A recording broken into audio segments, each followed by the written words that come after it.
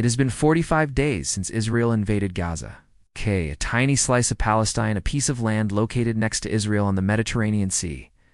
As of today, over 35,000 Palestinians have been killed, majority of them civilians, including women and children.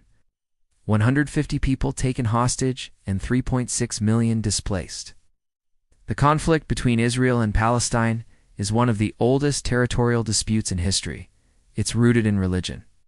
After Jacob's descendants entered Canaan, they took control of the cities in the region, including Jerusalem. Currently, Palestine is divided into two parts. The Arab world, particularly Gulf countries like Saudi Arabia, have immense influence over Palestine. For decades, they supported Palestine in its struggle against Israel and viewed Israel as an entity occupying Arab land. The international response to Israel's invasion of Gaza has been disappointing. Amid the ongoing Israel-Palestine war, Israel's most formidable challenge comes not from Palestine itself.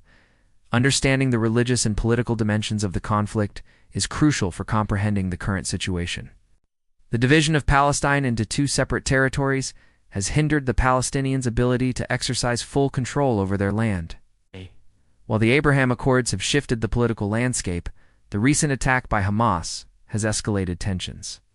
The international community's response has been inadequate, with many countries prioritizing their own interests over the humanitarian crisis in Gaza. The failure of boycott campaigns to significantly impact the conflict and the emergence of Iran and Hezbollah as key players highlight the complex factors at play. As the war continues, it's essential to stay informed and engage in thoughtful discussions to better understand this multifaceted conflict. But from its northern border, where a powerful Iranian-backed Shiite Muslim group known as Hezbollah is located, over the past few weeks, Israel's biggest threat has come from Yemen. The country's Houthi group has launched hundreds of drones and missiles at Israel's key port in Eilat, strategic military base on the Red Sea. The Houthis have managed to reduce traffic to the port by 85%. This disruption has had a significant economic impact on Israel, highlighting the vulnerability of its supply lines. The closure of the port has led to a shortage of essential goods and commodities, disrupting the flow of imports and exports. This situation has put pressure on Israel's economy, affecting various sectors that rely on the port for trade and commerce. The Houthi attacks on Israel's port have not only raised concerns about the country's security, but also had real, tangible economic consequences. It serves as a reminder of the complexities and challenges involved in conducting military operations and the potential impact on a country's economic stability. Calls for boycotts have grown louder, with many urging people to reconsider their investments and business dealings with companies linked to Israel.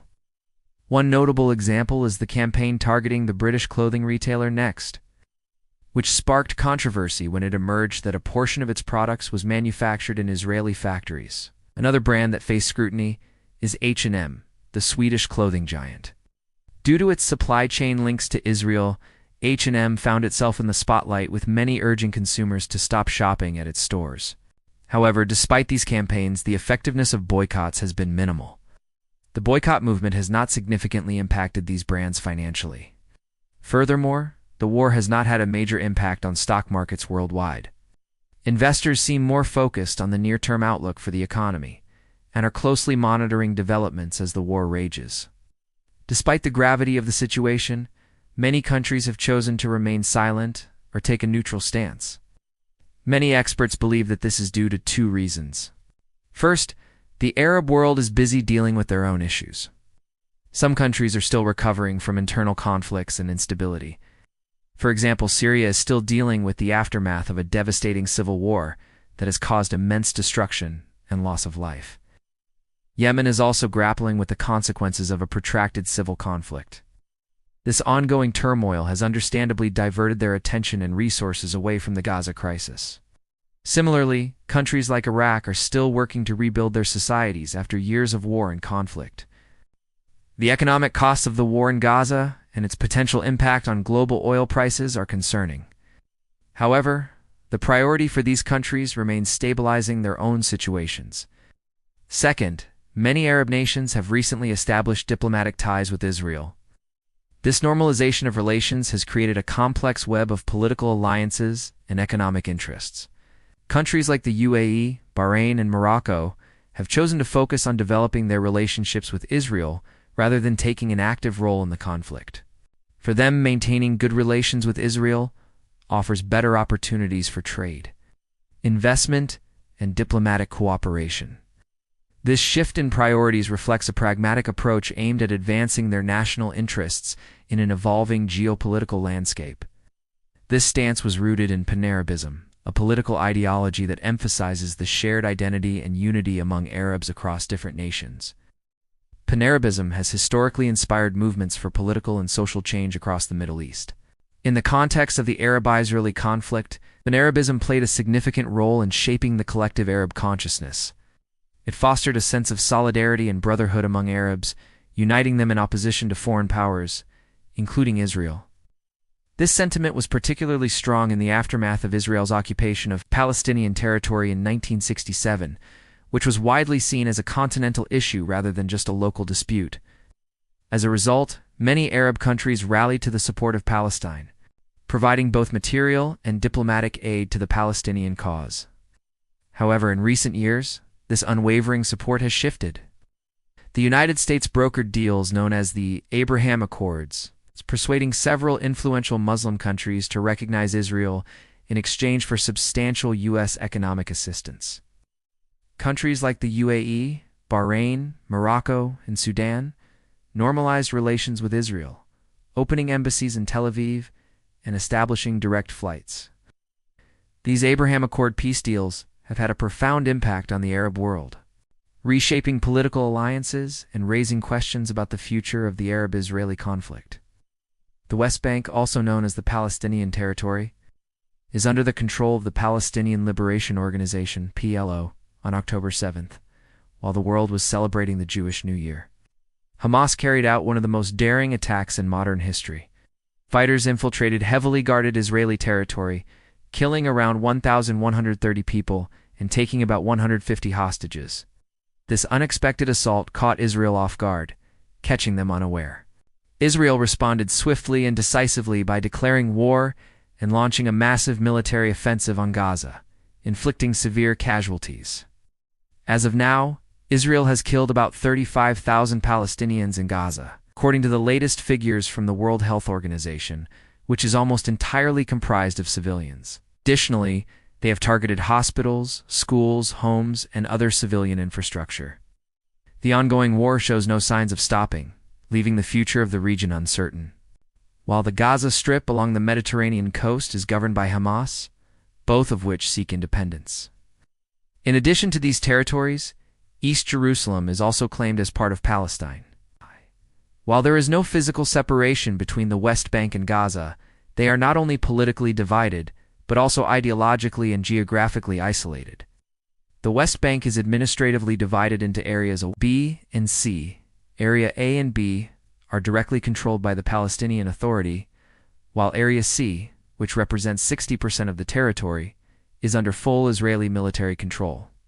Meanwhile, Gaza is completely sealed off from the West Bank, resulting in a fragmented political landscape. The division is a consequence of the 1967 Six-Day War.